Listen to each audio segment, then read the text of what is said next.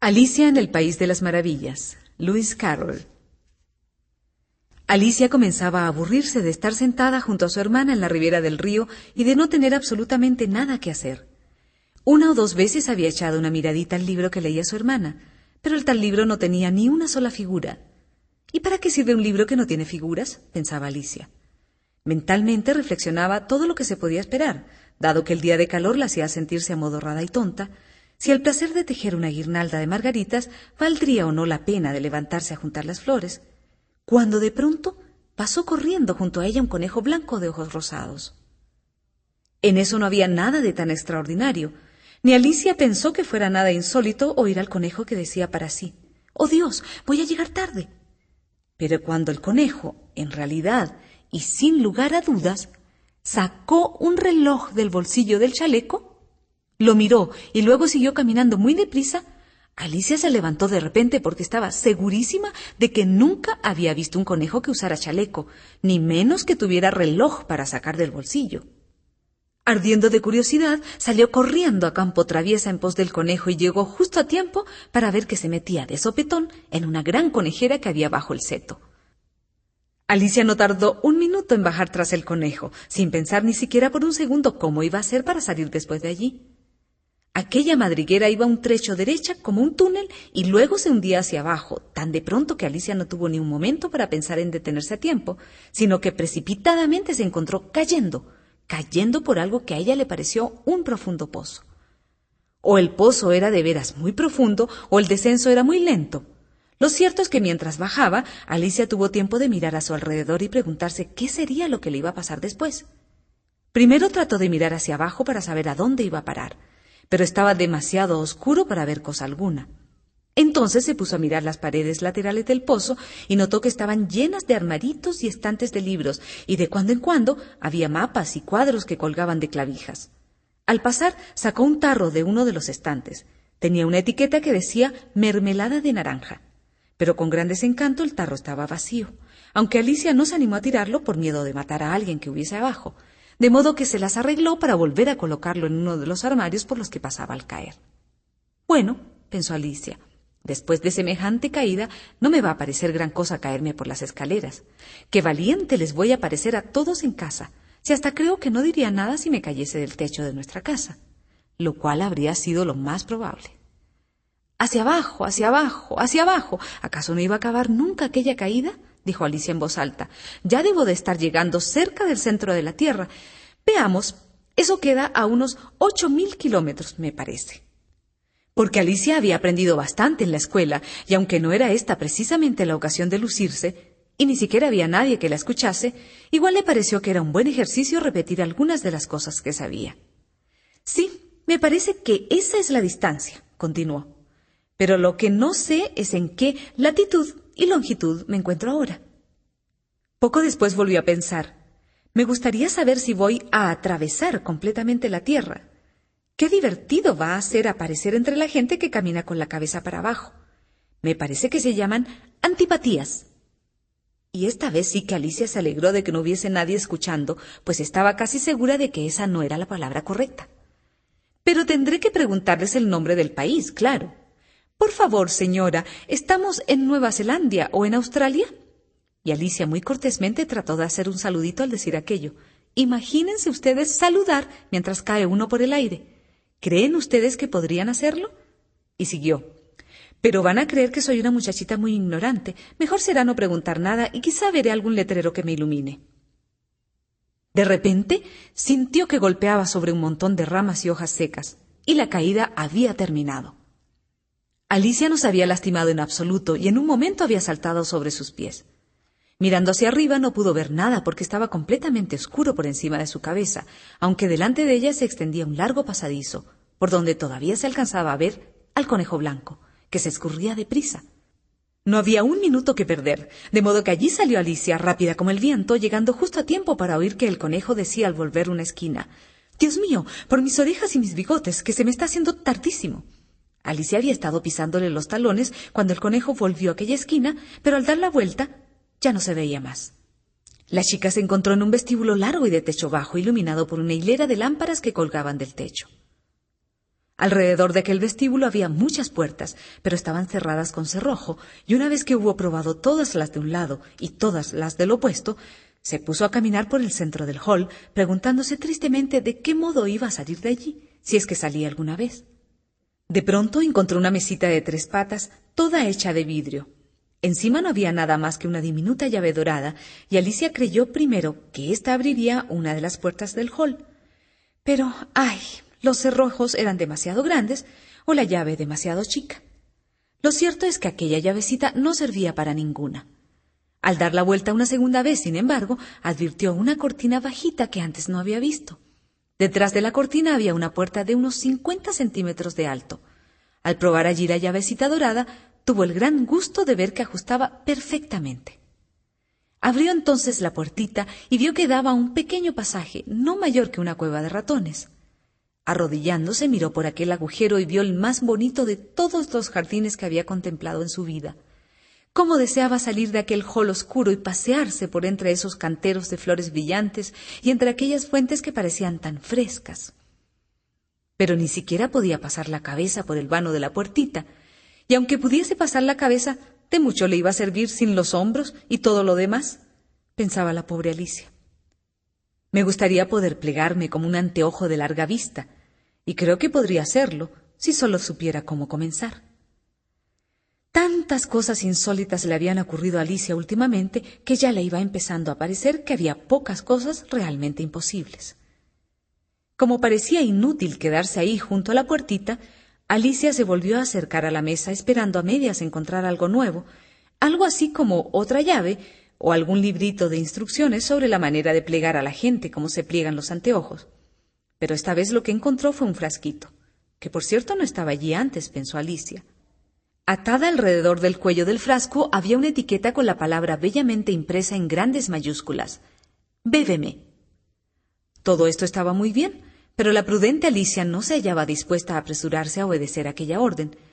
Primero tenía que mirar si no había otro letrerito que dijese «veneno», pues había leído muchos cuentos de chicos quemados, comidos por fieras u otras cosas desagradables. Sin embargo, el frasquito no tenía la marca veneno, así que Alicia se animó a probarlo.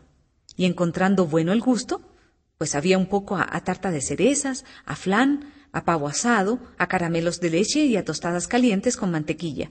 No tardó en bebérselo todo. «¡Qué sensación más curiosa!», dijo Alicia. «Me debo estar plegando como un anteojo».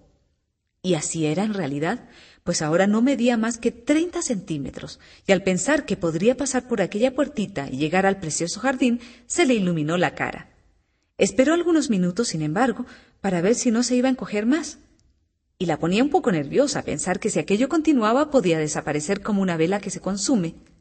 «Me pregunto cómo sería yo entonces», pensaba Alicia, tratando de imaginarse cómo es la llama de una vela después que ésta se apaga, pues no se acordaba de haber visto jamás semejante cosa. Después de un ratito, viendo que no pasaba nada, decidió irse inmediatamente al jardín.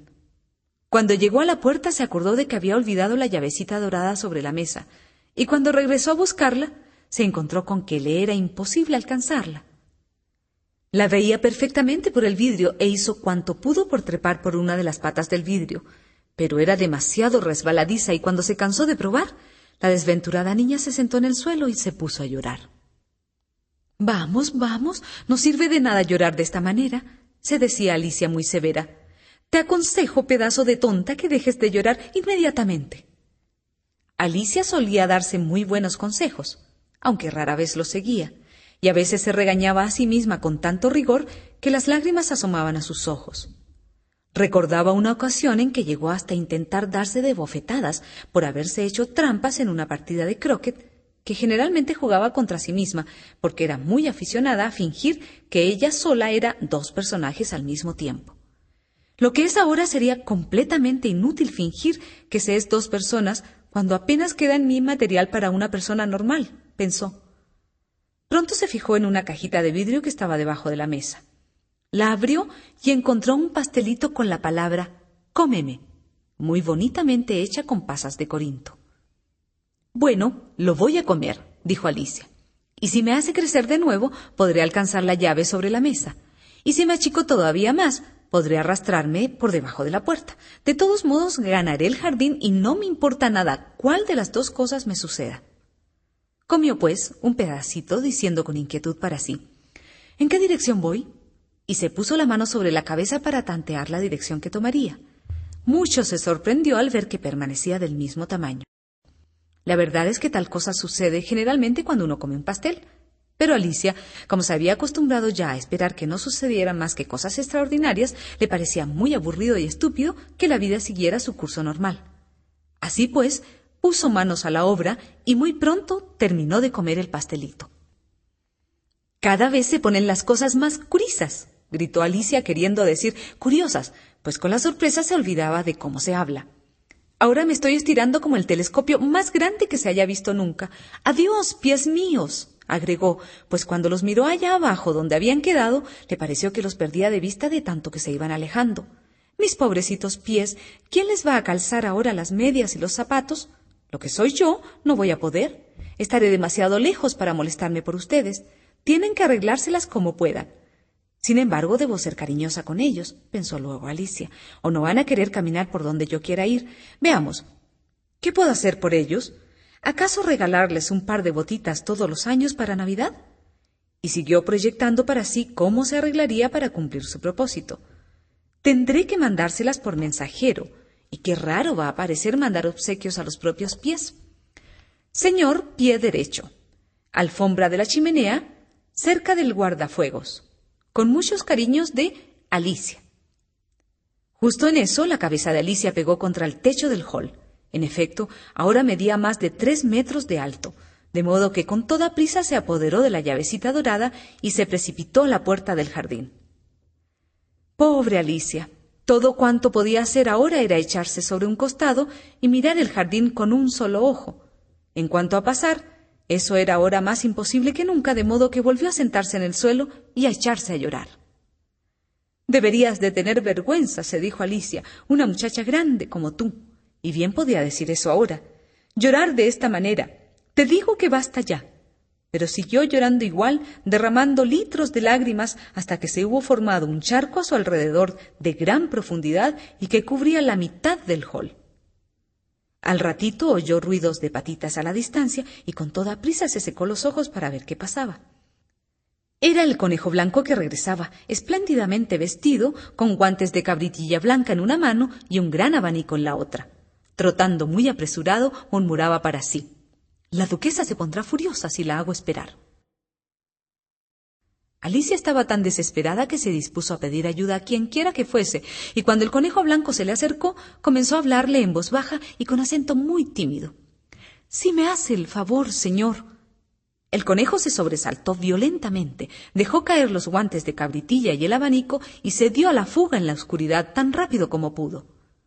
Alicia recogió el abanico y los guantes y, como hacía mucho calor en aquel vestíbulo, se puso a abanicarse mientras hablaba diciendo: «Válgame Dios, qué raro resulta todo hoy. Pensar que ayer nomás todo andaba como siempre. ¿Me habrán cambiado durante la noche? Veamos, ¿era yo la misma cuando me levanté esta mañana? Me parece recordar que me sentía algo diferente. Pero si no soy la misma, cabe preguntar ahora quién diablos soy en este momento. Ah, ese es el gran enigma». Diciendo esto, se miró las manos y con gran sorpresa vio que mientras hablaba se había calzado uno de los guantes blancos del conejo. «¿Cómo puede ser esto?», agregó. «Me debo estar achicando de nuevo».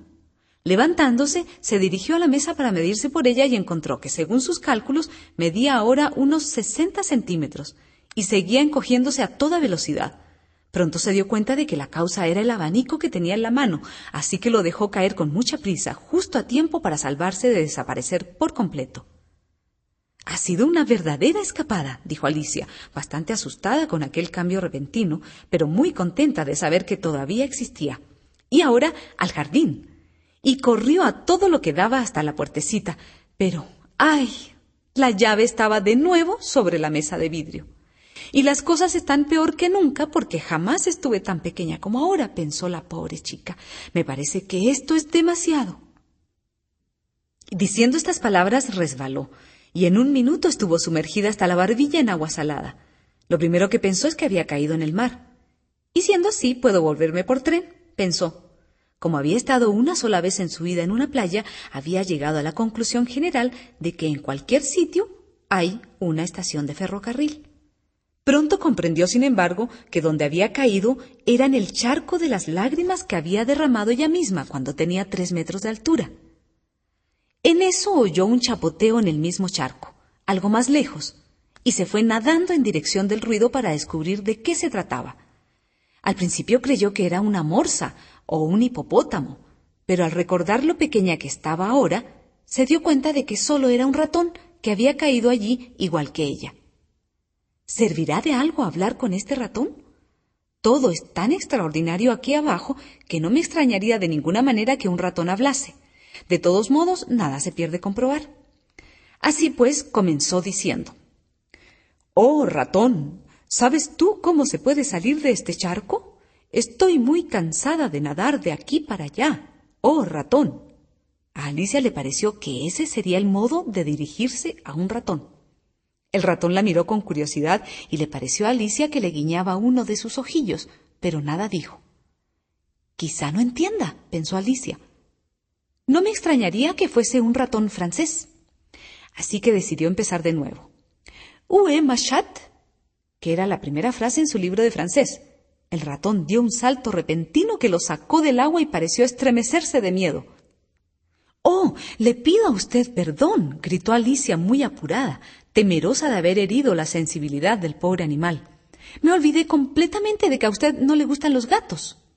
«No me gustan los gatos», gritó el ratón con voz chillona y colérica. «¿Te parece que a ti te gustarían los gatos si estuvieses en mi lugar?» «Bueno, es posible que no», le contestó Alicia con dulzura como para consolarlo. «Pero no te enojes. Con todo me gustaría que conocieses a mi gata Diana. Me parece que te aficionarías a los gatos con solo verla a ella. Además, es la cosita más linda y suave que hay en el mundo para acariciar. Todo eso sin contar lo excelente que es para cazar ratones». «Oh, discúlpame, por favor», volvió a decir Alicia muy alto, porque esta vez el ratón se había erizado todo y ella estaba bien segura de haberlo ofendido. «Ya no hablaremos más de Diana si así lo prefieres». «Hablaremos», gritó el ratón, que estaba temblando de los pies a la punta de la cola. «Como si yo fuese a hablar de semejante tema. Mi familia siempre ha odiado a los gatos. Son unas bestias asquerosas, bajas y vulgares. Que no te vuelva a oír mencionar su nombre». «Claro que no», dijo Alicia, muy apurada por cambiar el tema de conversación. «¿Acaso te gustan los perros?» Como nada contestó el ratón, Alicia continuó muy entusiasmada. «Hay un perrito precioso cerca de casa que me gustaría mostrarte. Dice que mata todas las ratas y... ¡Oh, Dios mío!», musitó Alicia casi llorando.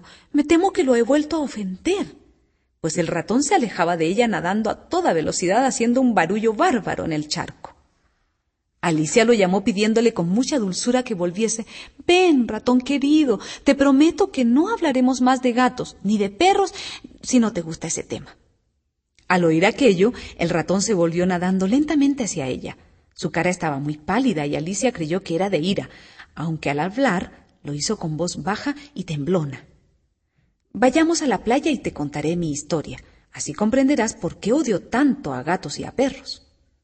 Ya era hora de salir de allí, pues el charco se estaba llenando de aves y animales que allí habían caído.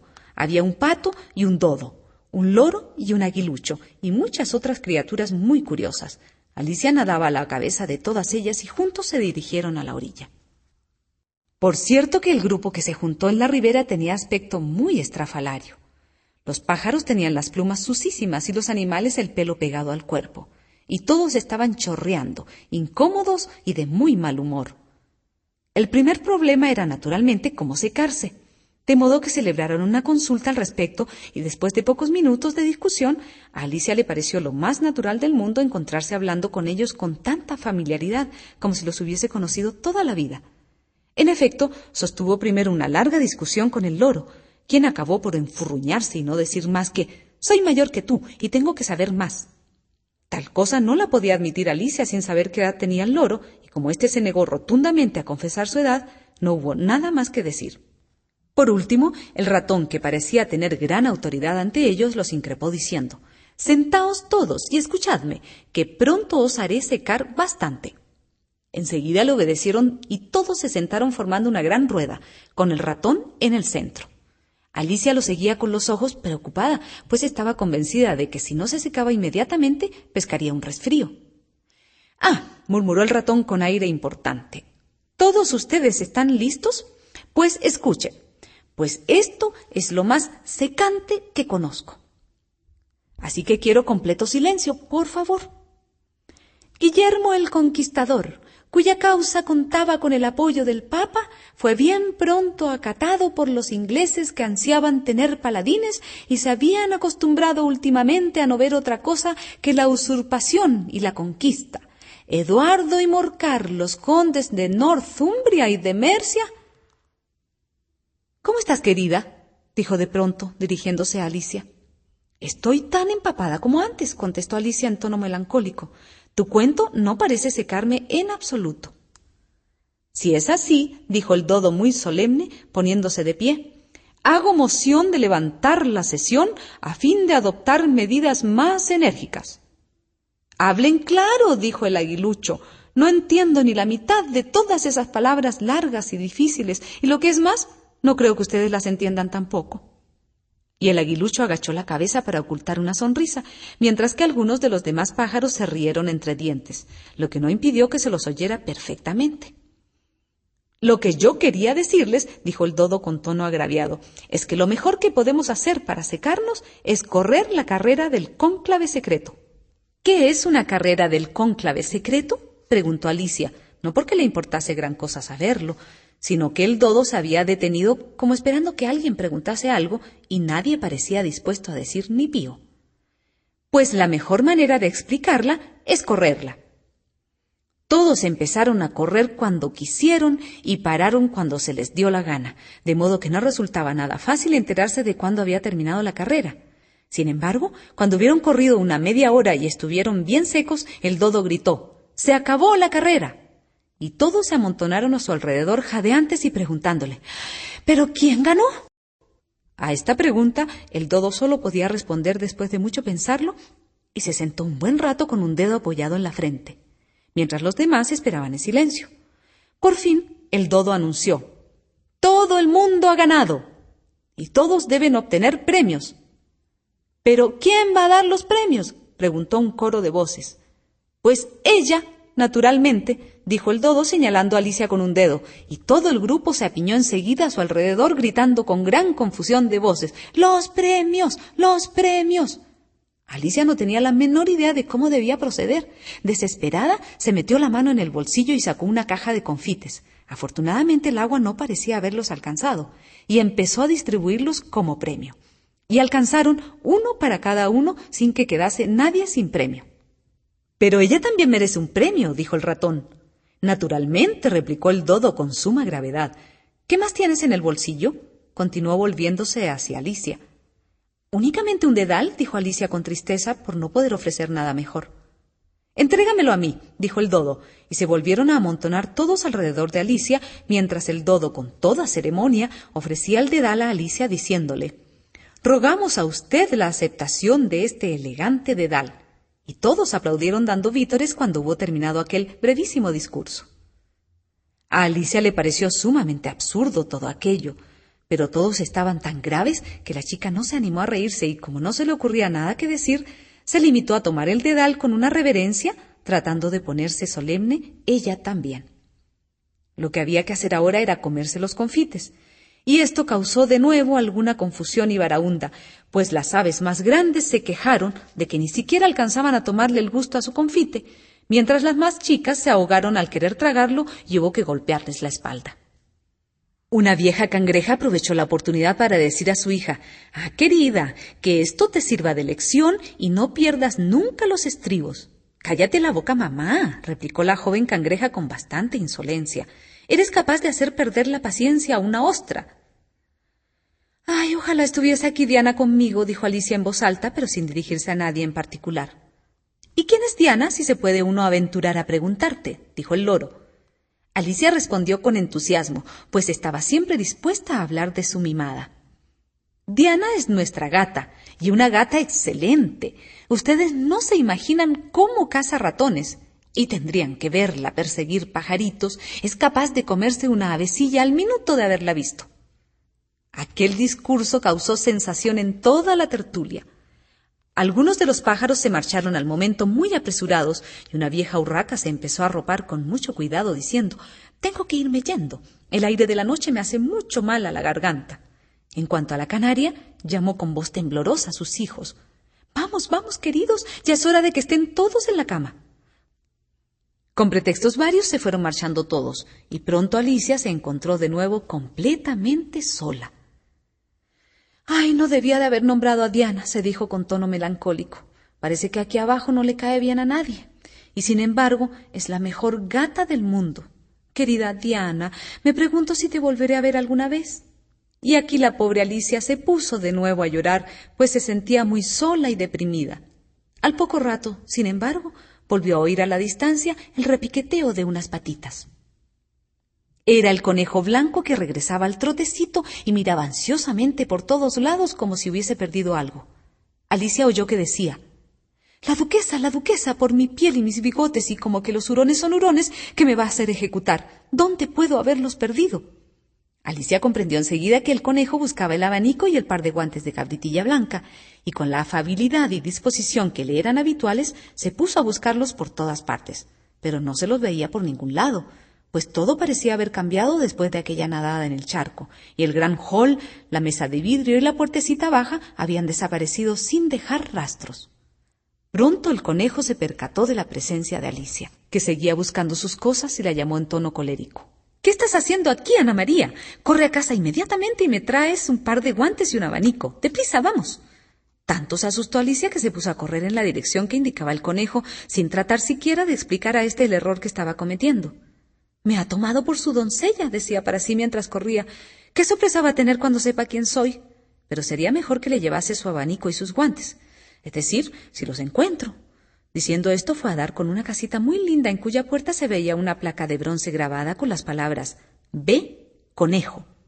Sin detenerse a llamar, entró en la casita y corrió escaleras arriba con mucho miedo de encontrarse con la auténtica Ana María y ser arrojada de aquella casa antes de haber encontrado los famosos guantes y el abanico. «Qué raro parece», se dijo Alicia, «estar haciendo mandados para un conejo. Me imagino que uno de estos días le voy a hacer los mandados a Diana». Al terminar estas reflexiones, Alicia había llegado ya a un cuartito, con una mesa junto a la ventana y sobre la mesa, tal como la chica había esperado, un abanico y 2 o 3 parcitos de guantes de cabritilla. Tomando el abanico y un par de aquellos guantecitos, se disponía a abandonar el cuarto cuando descubrió un frasquito parado cerca del espejo. No había etiqueta alguna esta vez con la palabra «bébeme», pero de todos modos la chica destapó el frasquito y se lo llevó a los labios. «Sé que sucederá algo interesante», se dijo. «Como siempre que como o que bebo alguna cosa, quiero ver el efecto de este frasquito y espero que me haga crecer, pues estoy completamente harta de ser una cosa tan minúscula». Así fue en efecto, y mucho más pronto de lo que había esperado, pues antes de beber la mitad del frasco, la cabeza le llegó al techo y pegó contra él. Alicia tuvo que agacharse para evitar que se le quebrase el cuello. Con toda rapidez dejó la botellita diciendo para sí: «Ya basta, no quiero crecer más. Como estoy ahora ya ni paso por la puerta. Ojalá no hubiese tomado tanto». Pero era ya demasiado tarde para desear eso, pues seguía creciendo y creciendo hasta que tuvo que arrodillarse en el suelo, y al minuto ya no bastó ni eso y tuvo que acostarse, con un codo contra la puerta y el otro brazo rodeándole la cabeza. Pero seguía creciendo, y como último recurso sacó un brazo por la ventana y una pierna por la chimenea, diciendo: «Ya no puedo hacer nada más. Pase lo que pase, ¿qué va a ser de mí ahora?».